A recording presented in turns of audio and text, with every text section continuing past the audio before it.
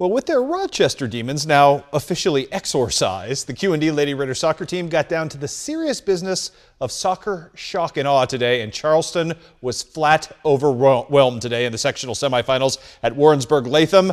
Hey, Cassidy Foley, have a day, and she would. Q&D already up 1-0 at this point, like 2 minutes in when Cassidy punches home the easy one. More Cassidy here, the second of 3 goals on the day as she would register the hat trick. Jordan Frericks added 2 more. The Lady Raiders scored 5 goals before you could blink in this game, and they drop an absolute massacre on Charleston in moving on. Final count in this one, 8-0 in favor of Q&D, who will play for a sectional championship coming up on Friday. More soccer scores to pass along. The news not quite as good or as rosy for Quincy High, who trailed Edwardsville on the road at Alton 1-0 to start. The Blue Devils come back up with 2 unanswered goals to start the second half, and then Edwardsville goes nuts and ends Quincy High's season with a 4-2 beating. Jordan Eisenberg, Kaylee Kuhlman, the goals in this one for the Blue Devils, who finished their season at 11-9-1. Jacksonville, though, rolling on in Class 2A regional play, beating Highland today 3-1. Up next for the Crimsons, a showdown with Chatham-Glenwood on Jacksonville's home field coming up on Friday night. How about some softball for you today? Class 1A, regional fun today for that young lady, Cheyenne Bowman, who's too shy. Good stuff for her right there with a nice strikeout, making things work. And then it's Kelsey Huber with a double down the left field line at Brown County's expense. Miss Huber would come home here on the pass ball, and just like that, Cheyenne Bowman had a 1-0 lead, and Cheyenne Bowman is awfully good when you stake her to a lead. But it would get better for her. Megan Boone tripling off the wall right here and left to play 2 more runs. Payson's lead out to 4-0. Bowman took a perfect game into the 6th, a no-hitter into the 7th, but Kia Mormon right here singles to score Vanessa Markert. That breaks up the no-hitter, and the shutout at that point made it 8-1. That is how it would end. Bowman with a 2-hitter. Her team moving on into more fun later to be had as Payson Seymour beats Brown County with a final count of 8-1. Let's move on to 2A fun in the regional. Central Southeastern looking for a little home magic on its new diamond to upset Quincy Notre Dame. Didn't start out very well for the Lady Panthers. Right here, it is Cassidy Gingenbacher with a runner aboard. She paints the third base line with that double, makes it 1-0. Your next batter, Ari Rigg, and she does what Ari Rigg does often in this game, and that is hit, and hit well. She gets the RBI single, made it 2-0. Tori Thomas, though, leading her team back. The hot smash to third, loads the bases in this game in the top of the third with no one out. QD forces a run home here, Central forces a run here home, courtesy of Taylor Weeks with the infield single. Couple of walks gave Central Southeastern a temporary 3-2 lead. QD, though, responds in kind with a home run and some good pitching right here down the stretch by Aubrey Wilson and gets the victory. Final count in this one is 7-3 to end Central Southeastern's season.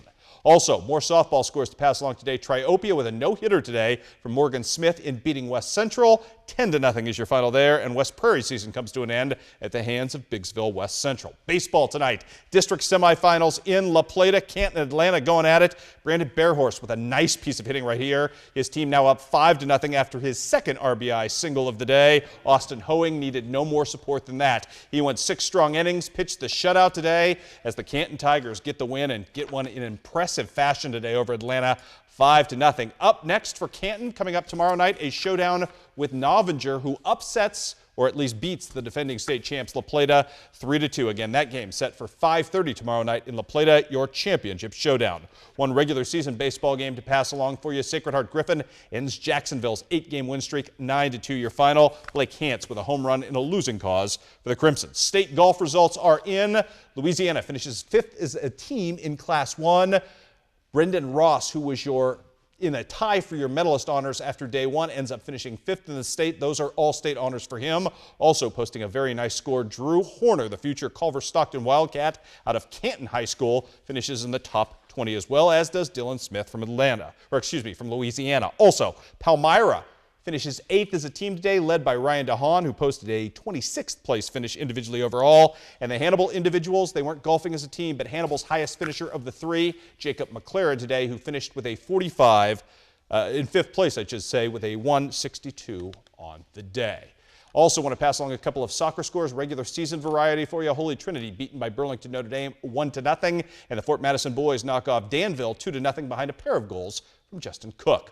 Well, the talent-laden Hannibal High School track and field programs have proven fertile college recruiting ground of late.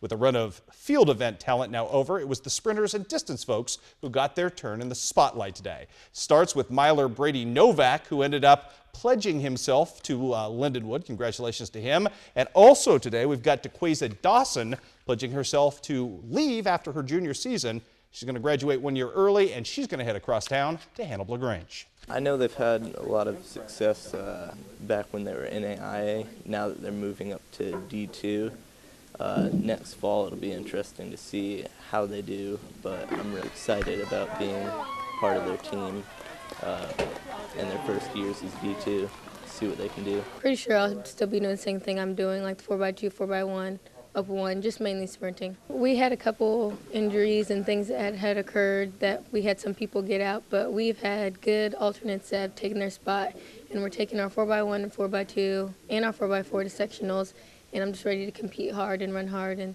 see if we can go to state from there. It'd be nice if we did. Hannibal trying to make a splash at sectionals this week down at MCIDS, but that's going to be a tall order, a really tough sectional for the Hannibal track and field teams. Also, if you missed it at 6 o'clock, the St. Louis Cardinals winners today over the Chicago Cubs in walk-off fashion. Yadier Molina with a game-winning RBI in a 7-6 victory. You know, once again, you prove why you are the best sportscaster in the Tri-States. Only you can slide in a Too Shy Kajagoogoo reference seamlessly in a sportscast, Chris Stewart. Do what I can, my friend. We'll be right back.